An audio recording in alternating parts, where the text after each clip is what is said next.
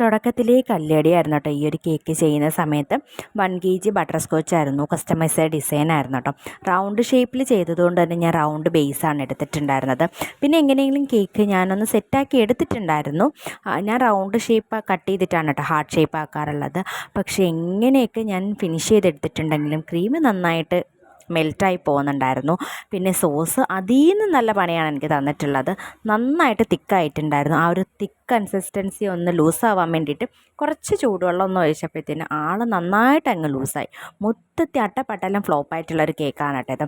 അവസാനം കസ്റ്റമറുടെ കയ്യിൽ കൊടുത്തപ്പോൾ ആ ഒരു പിക്ചർ കണ്ടപ്പോൾ സത്യം പറഞ്ഞാൽ എനിക്ക് ഭയങ്കര വിഷമം വന്നിട്ടുണ്ടായിരുന്നു. പിന്നെ കസ്റ്റമറിൻ്റെ സാഹചര്യം മനസ്സിലാക്കിയത് കൊണ്ടായിരിക്കാം, പ്രത്യേകിച്ച് വഴക്കായിട്ടൊന്നും പറഞ്ഞിട്ടില്ല. എൻ്റെ ഒരു ഫേവററ്റ് കസ്റ്റമറാണ്, എനിക്ക് എപ്പോഴും ഓർഡർ തരാറുള്ള ഒരാളാണ്. അപ്പോൾ ആ ഒരു പിക്ചർ ഞാനിവിടെ ലാസ്റ്റ് പിൻ ചെയ്തേക്കാം കേട്ടോ. അപ്പോൾ ഇന്നത്തെ വീഡിയോ ഇത്രയേ ഉള്ളൂ. അടുത്തൊരു വീഡിയോ ആയിട്ട് വരുന്നത് വരെ താങ്ക് യു.